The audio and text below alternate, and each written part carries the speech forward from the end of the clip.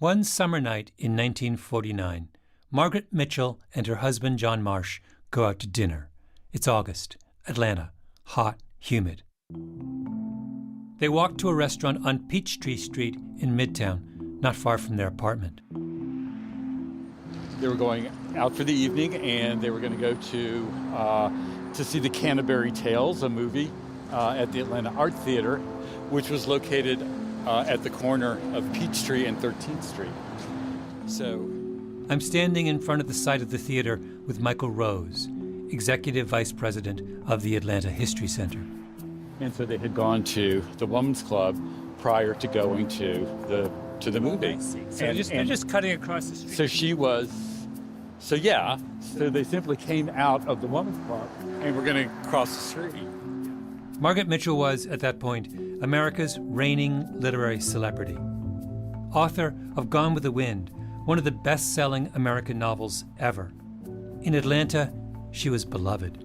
A little pixie of a woman who stood for everything white Southerners of that generation wanted to stand for. Beauty, wit, nostalgia. People in Atlanta called her R. Peggy. Mitchell and her husband leave the Atlanta Women's Club, cross Peachtree mid-block, and as they do, an off-duty taxi driver named Hugh Gravitt comes barreling around the bend. His car is heading right for the couple. They were maybe about halfway across. That's when they see the car. He heads one direction, she heads the other direction.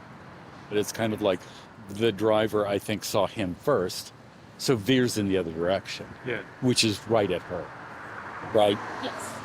So Gravitt is speeding. He's going at least 50 miles an hour down a curving two-lane street in the middle of a crowded city.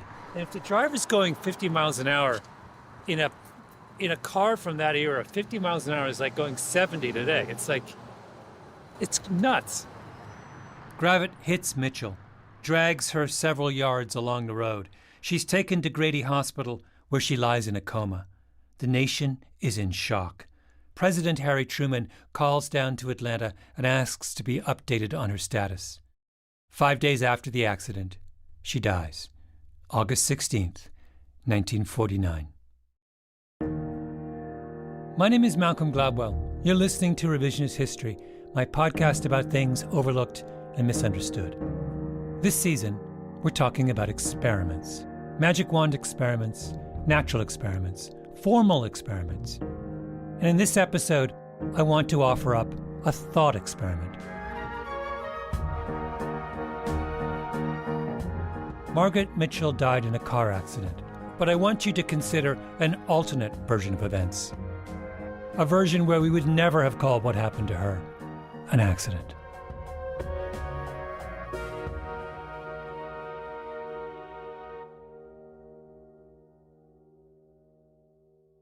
Margaret Mitchell started out as a journalist, living in a first-floor apartment in Midtown Atlanta with her husband, John Marsh. It's where Margaret ended up writing most of Gone with the Wind. Jessica Van Landite of the historic Oakland Foundation is showing us around. She's working, she's writing, and she re-aggravates an ankle injury, and she's pretty much what we'd consider bedridden, right? She's staying at home and recovering, and the story goes, she read through all of the books in the Atlanta library. She just kept reading through, and John said, as he's bringing these books home one day, he says, "You've read all the books there are, why don't you write your own?" And so he brings home a Remington typewriter. She sets up kind of a little writing desk, and she starts writing the book. Then one day, she attends a lunch for a visiting editor from New York, from the Macmillan Publishing House. He's come to Atlanta on a scouting trip. Somebody invites her to kind of come along to the luncheon, and they are all kind of offering their books. And there was a little bit of a snide remark made about her, something along the lines of, "Well, Margaret, I don't know why you're here. You don't have anything to give them anyway." And she, that probably did for her what it might do for any of us, is the scout leaves and she runs home and she starts gathering up all of her manuscript. Mitchell takes her draft of Gone with the Wind over to the Scouts Hotel so he can bring it back with him to New York. There are so many pages, he has to buy another suitcase to carry them all. As a writer, one question has been obsessing me. Did she have copies? When she, if her house burns down, does she lose her book? Yes, yeah. And when did she give her only copy to the guy from Macmillan? Yes. Oh my God, this is like causing me so much anxiety. And the story goes, gets on the train and loves it immediately. At that point, she kind of realized that what she had done, and was like, "Oh no, can I have it back?" And it's too late. He wanted the story. Mitchell's manuscript survives and becomes an instant bestseller, a sweeping Gothic historical bodice ripper about a Southern beauty, Scarlett O'Hara, her travails through the Civil War, her epic love affair with the dashing Rhett Butler. The book wins the Pulitzer Prize. By the way, if you want to know how Southerners really felt about black people, you should read Gone with the Wind. It's all there. The book gets snapped up by Hollywood. Clark Gable and Vivien Leigh, two giant stars in the leading roles, and the result is, to this day, the biggest grossing movie of all time. Bigger than Star Wars, including what for generations of moviegoers is the most memorable of Hollywood lines. Red, you go. Where shall I go? What shall I do? Frankly, my dear, I don't give a damn. The last words Rhett Butler says to Scarlett O'Hara as he prepares to leave her and Atlanta forever. The film is a sensation. And when it opens in Atlanta, pandemonium. 300,000 people lined Peachtree Street to watch the motorcade come in from the Candler Airfield, carrying the stars, Clark Gable, Vivien Leigh, Olivia de Havilland. Gary Pomerantz, who wrote Where Peachtree Meets Sweet Auburn, a wonderful history of Atlanta, counts the Gone with the Wind movie premiere in Atlanta in 1939 as one of the signature moments in the city's history. Mitchell came from an old Atlanta family. Her two grandfathers had fought for the Confederacy. This was all in her, the history of Atlanta, the history of the South. After the showing, all the stars took turns saying a few words into a live microphone to be broadcast far and wide. And then, Atlanta's own Margaret Mitchell took the stage, standing up and speaking to America. I feel like it's been a very great thing for Georgia and the South to see our old Confederacy come back to us. I felt that way all this week, and I was practically giving the rebel yell tonight. 10 years pass. Her fame only grows until one August night, while crossing Peachtree Street with her husband, Margaret Mitchell is struck by a car driven by Hugh Gravitt, who is speeding and who, it turns out, had spent the afternoon getting drunk. One of the iron laws of celebrity is that what happens to the famous matters more than what happens to the rest of us. Fame magnifies impact. A classic example would be what happened back in 1985 when the Hollywood star Rock Hudson announced that he had AIDS. It was a turning point in the public's attitude about the disease. AIDS, up to that point, was something that people ignored, or made tasteless jokes about, or looked away in horror. Word of Rock Hudson's death, of course, spread very quickly today through the Hollywood community. Paul Dandridge of our sister... Hudson's death changed all that. Hollywood stars rallied to the cause. Congress passed a bill allocating hundreds of millions of dollars to AIDS research. The word, of course, from Mr. Hudson's people is that he does not want flowers. He would rather see donations sent to the American Federation for AIDS Research. That was the organization that he helped found. That wouldn't have happened if Hudson was a minor character actor. He was a professional, he was a gentleman, he was a kind man, the things being said by many people. Margaret Mitchell in her day was 100 times more famous than Rock Hudson was in 1985. She was America's darling, and she's hit by a drunk driver while crossing the street. Now you would think, wouldn't you, that the death of the most famous writer in America at the hands of someone who'd been drinking beer all afternoon would change public attitudes towards drunk driving. But it doesn't. And that puzzle deserves its own what-if experiment.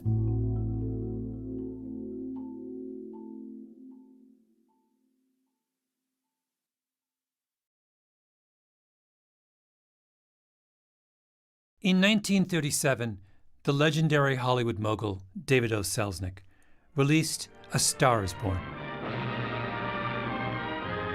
I'm almost certain Margaret Mitchell saw it. Everybody did. It was a big hit. David O. Selznick would go on to be the producer who brought Gone with the Wind to the big screen. But there is no other connection between Margaret Mitchell and A Star is Born. Except, what if there was? What if one of those stories bled into another? That's the thought experiment. You may have seen the version of A Star is Born made in 2018, starring Bradley Cooper and Lady Gaga, which was a massive critical and commercial success.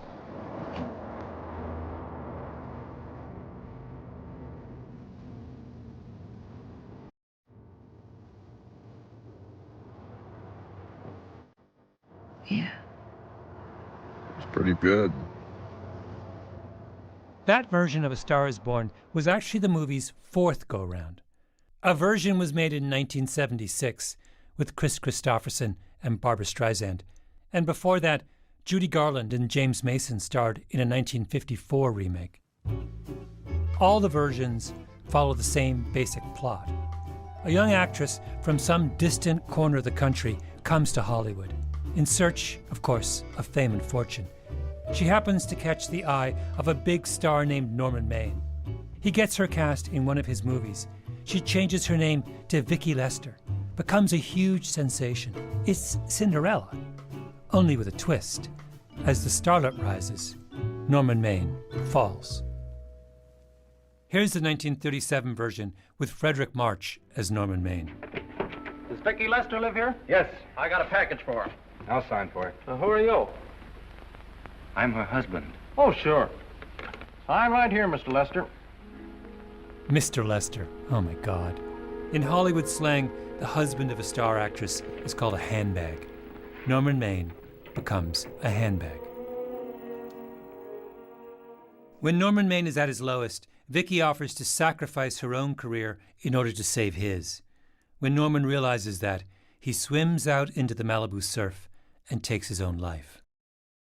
A Star is Born, as I said, was produced by David O. Selznick. Selznick was a whirlwind, a brilliant talker, a legendary Lothario. He smoked 4 to 5 packs of cigarettes a day, takes amphetamines by the fistful, gambles away his salary at the Clover Club in Hollywood, writes manic, endless memos to his underlings at 3 a.m. Starting in the 1930s, Selznick had one of the greatest runs in Hollywood history, won 2 Best Picture Oscars, does Alfred Hitchcock's first and second American movies, Rebecca and Spellbound, and, of course, Margaret Mitchell's Gone with the Wind. But back in 1937, he was preoccupied with A Star is Born. My notion was to tell this in terms of a rising star in order to have the Cinderella element,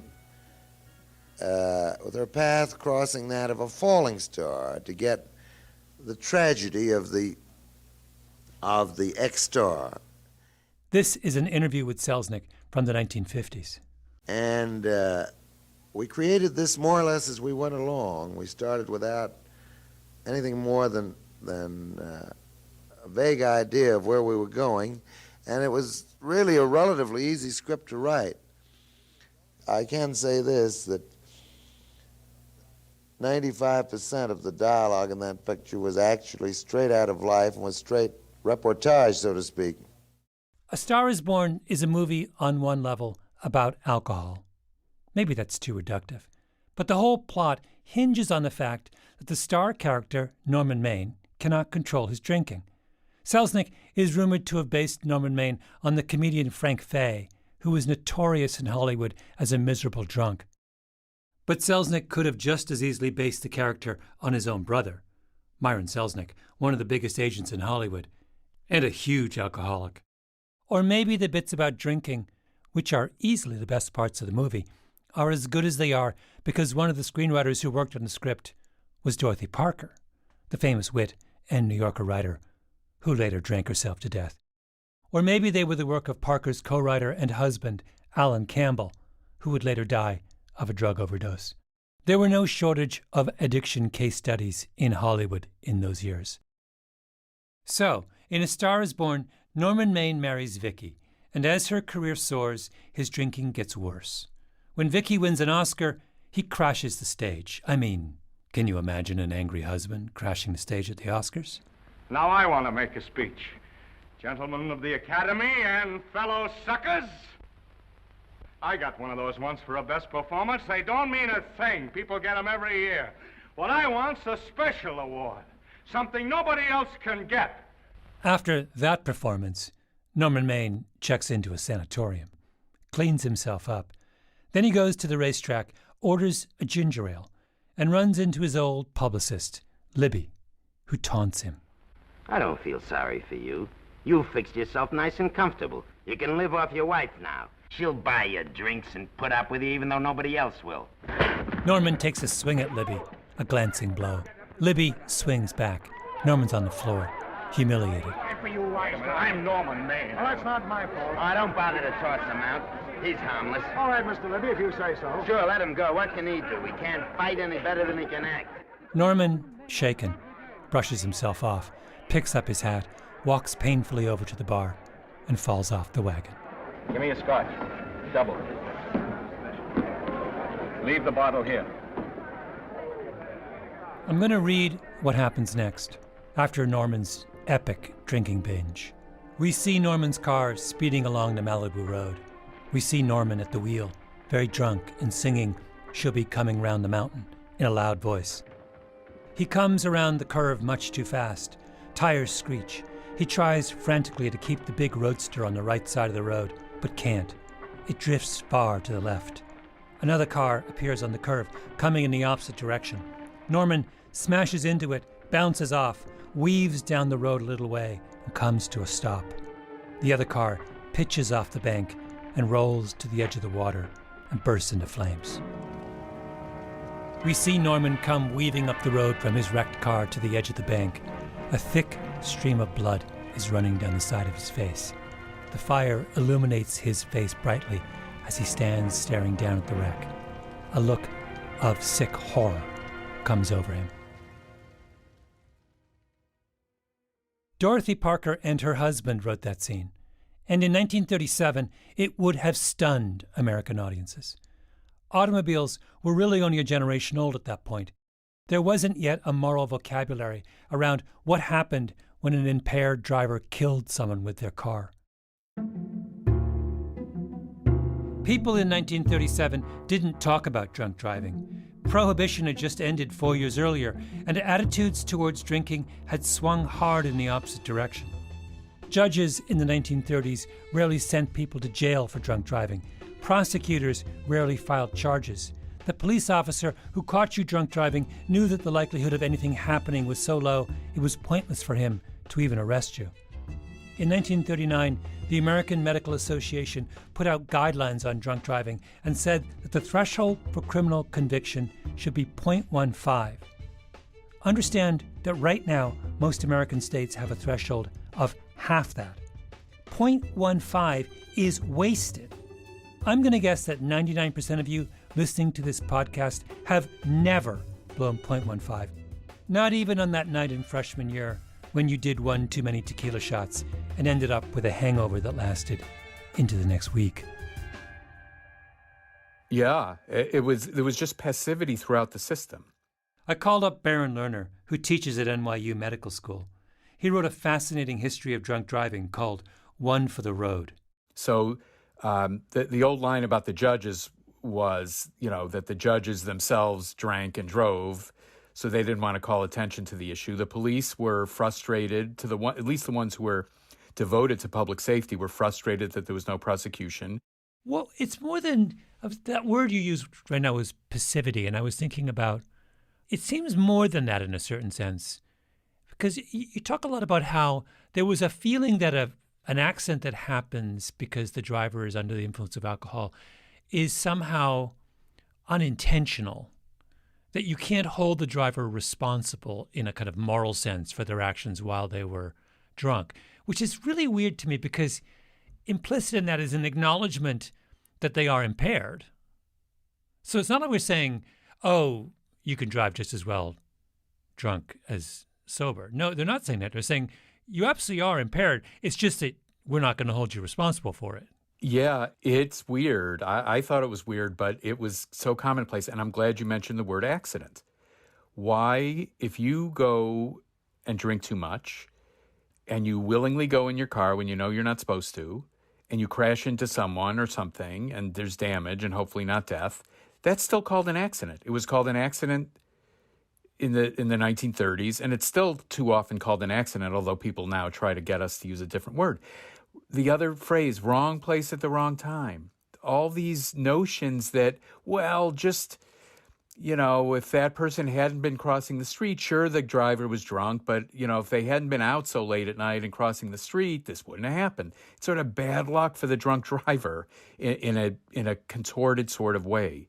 And some people used to make the analogy, well, it wasn't like they put a gun in their pocket and went out and then shot someone. They didn't mean to do this. They were just having a couple drinks at the bar and wanted to get home safe. Well, that's actually wrong. It is like putting a gun in your pocket.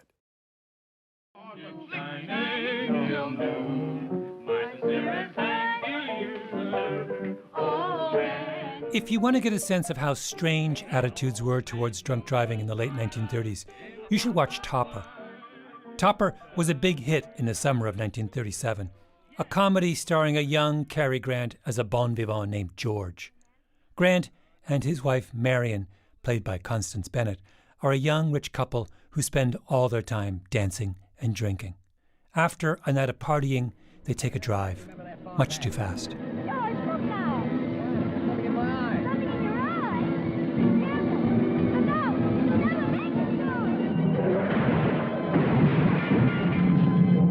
They crash their car. George and Marion both die and become ghosts, stranded on Earth because they've done nothing to merit going to heaven. So as ghosts, they make a plan to redeem themselves. They will rescue their friend Topper from his boring life. How? By teaching Topper how to drink, which they proceed to do. And then all three of them, George, Marion, and Topper, have another car crash. And Topper's take-home lesson is that he needs to keep living it up. Well, I won't go back. Why not? I won't do it. You won't do what? I won't go back to that silly old routine. Up at 8, bed at 11. Topper perfectly captures the spirit of the times. The country is in the midst of the Depression. A movie was supposed to be an escape. Cary Grant's character wants his friend Topper to drink away his troubles, which is what audiences wanted in 1937. Topper made sense in that context. But then, at exactly the same time, comes A Star is Born.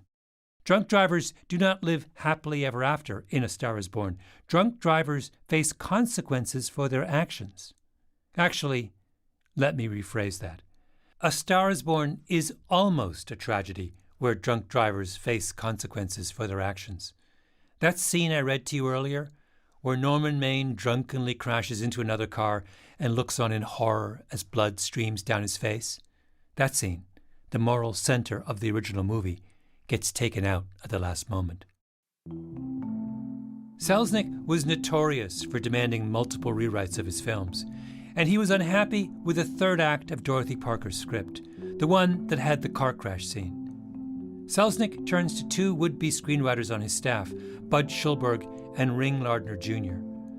Schulberg is 22 at the time and working as a script reader, and Lardner is 21 and working as an intern in the publicity department. Both would go on to win their own Oscars, but at the time, they're just kids. Selznick doesn't care.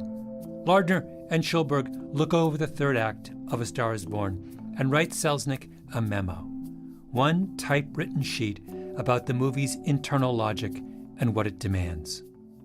Quote, "Her proposed sacrifice, overheard by Norman, offers no great temptation to him because there is no possibility of a comeback for him. If he didn't kill himself, he would remain a bum and probably a jailbird. His suicide would still be that of a hopeless drunk trying to find a way out." Selznick is convinced. On November 6th, he writes his production supervisor, "Would you please advise the necessary departments that the automobile accident scene is out?" In its place, we get a very different ending. Norman goes on a bender at the racetrack. Then he disappears for 4 days. Turns out he's been arrested for drunken driving, crashing his car into a tree and assaulting a police officer. The judge gives him a tongue lashing. You've come pretty low, haven't you? There isn't a man here who's had the advantages you've had. Look what you've done with them. You're nothing but an irresponsible drunk, driving about the streets with the power to inflict death or injury on innocent people. I think we'd better deny you that power for a while. 90 days in the city jail. But then Norman's beloved comes running up to the front of the courtroom. Please wait. I'm his wife. Yes, I recognize you, Miss Lester. Please, Judge. I promise you this won't happen again. I'll be responsible for him. The judge relents, suspends Norman's sentence, lets him go free, and we have, in place of the morally revolutionary moment in Dorothy Parker's original script, just another 1937 ending, where a man drives blind drunk and hits a tree, where the law makes a half-hearted attempt to hold him accountable, only to give up in the face of the celebrity wife saying she can save him, and where the drunk driver faces no consequences for his behavior except a bit of fleeting humiliation. And then he commits suicide, only it's not an act of shame and moral defeat. It's the ultimate sacrifice for the woman he loves. David O. Selznick brings in 2 kids from down the hall to fix his picture, and they scale back its ambitions so far that it becomes almost unrecognizable. So, the what-if experiment. Let's imagine what would have happened if Dorothy Parker's original subversive version had made it to the big screen.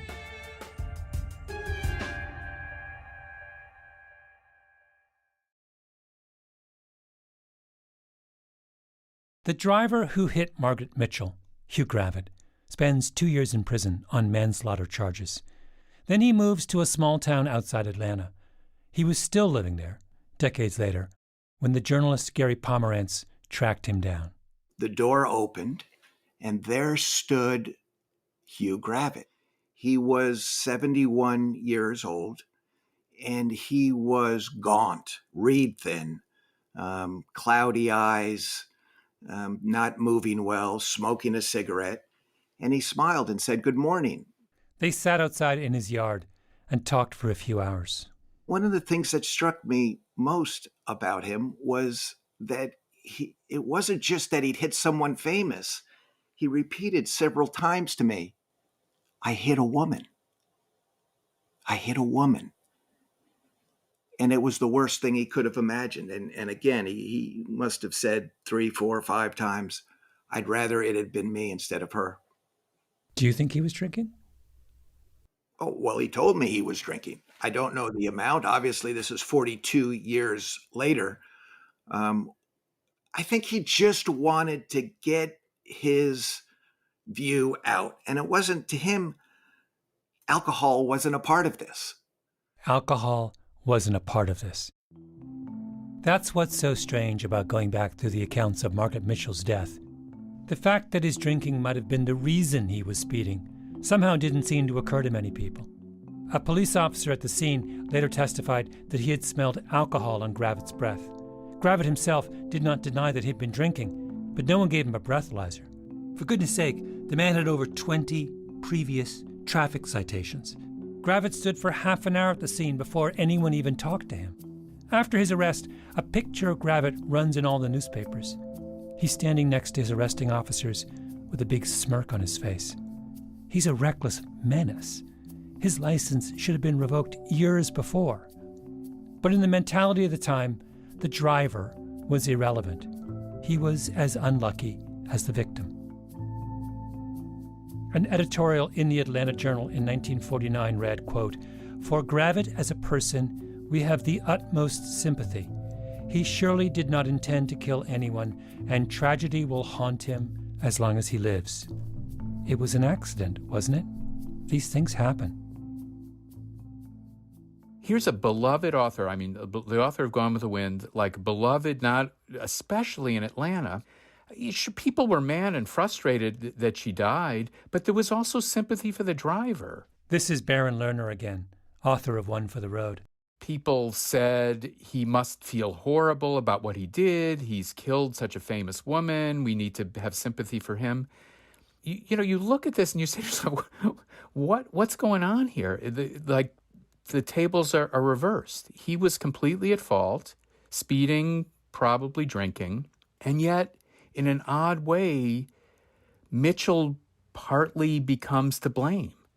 Lerner said the detail from this whole story that stays with him is that Gravett and his wife came to Grady Hospital with flowers from Mitchell as she lay in a coma. It was seen at the time like it was, we're really sorry this happened. We want to give you some flowers to make it better. There was unbelievable tolerance of an activity that shouldn't have been tolerated. It isn't just that he brought flowers. There's an article in one of the local newspapers where a reporter goes to visit Gravett in jail and finds him praying, a Bible open to the book of Samuel on his bed. Gravett tells the reporter, "I wanted to go to her funeral, but that was impossible." And then Gravett says, "God knows, it was an accident." People also, after the fact, were saying, with no justification at all, well, Margaret Mitchell would have forgiven him. Right? How do they know? Right? But that was the nature of the entity at the time. It would be the 1970s and 1980s before Americans started having real conversations about drinking and driving. In the interim, many people needlessly died. Could A Star is Born, as originally written, have started that conversation earlier? Maybe. That's what movies do at their best. The shocking sight of a drunk man struggling to realize he's just killed people could have been in the public's mind for more than a decade by the time Margaret Mitchell died. And maybe by the time a drunken Hugh Gravett hits the country's most beloved author, America would have been ready to say, the man who careens down Peachtree is not a victim. He's a criminal. But we'll never know, of course, because David O. Selznick never gave the film the ending it deserved.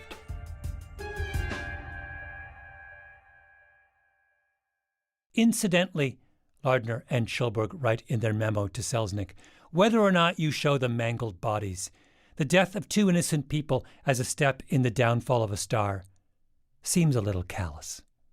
Sure. Let us instead have the blind, drunk Norman Maine hit a tree and be rescued in court by his wife.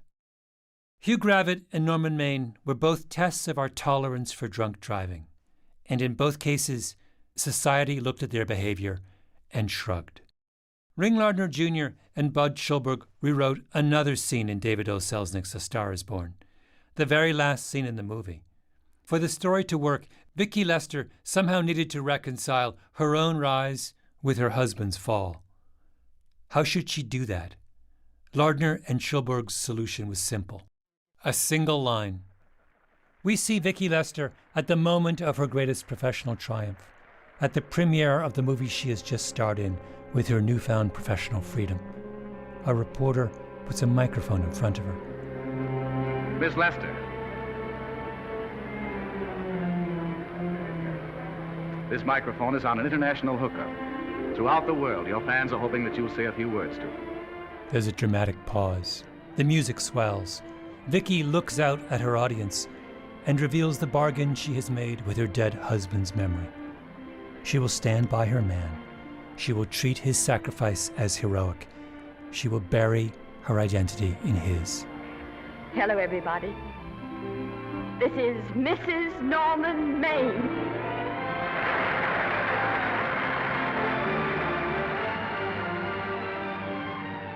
Frankly, my dear, you know the rest.